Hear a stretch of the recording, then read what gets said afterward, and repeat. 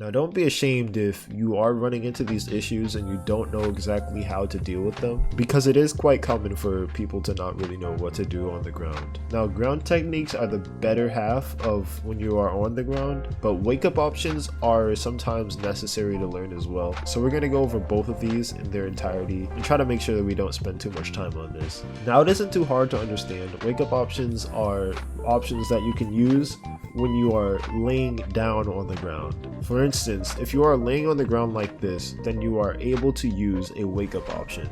But a good note is that you cannot use ground techniques. And I'll explain the difference between laying on the ground like this and being hit to the ground.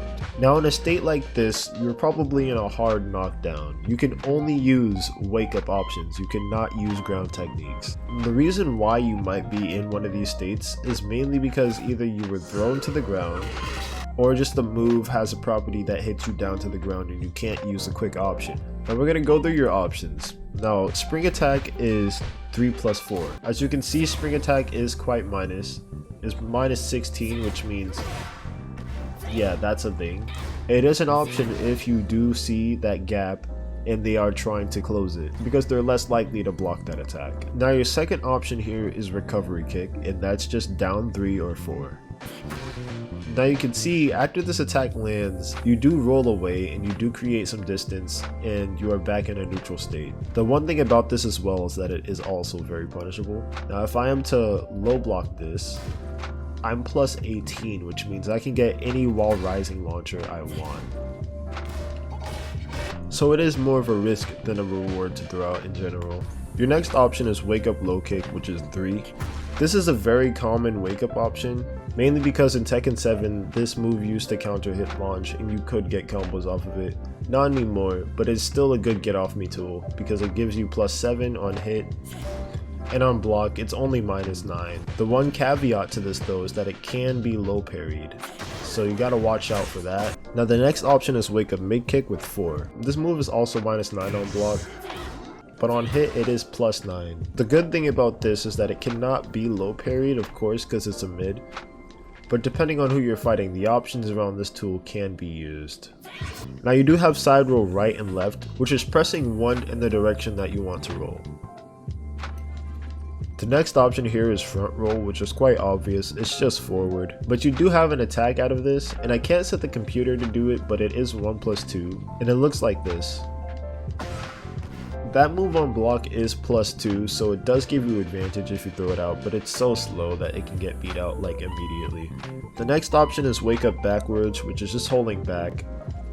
This is used because most of the time you want to create distance and be defensive. And one of the best options, because how quickly you can act out of it, is stand up, which is just up. It looks deceivingly slow, but you can actually block very fast out of that state, making it one of the best defensive options for getting up in one of these scenarios. Now on to the better half of the wake up options. These options can only be used if you were just hit down to the ground. These options are known as ground techniques. For an example of this, we can take the example of being airborne to grounded, something similar to this. We're going to use this state to cover these grounded options. Your first option is back quick roll, which is pressing back as soon as you land on the ground. This state isn't the greatest, mainly because you can get hit out of it fairly easily, somewhat like this. But it is used in the same kind of regard as wake up backwards. You also have quick recovery, which is pressing forward as soon as you land on the ground.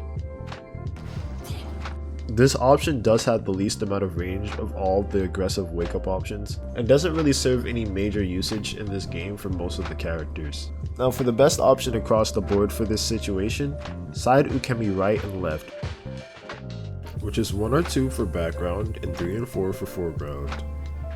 This state has the most iframes out of all of the wake up options in this game.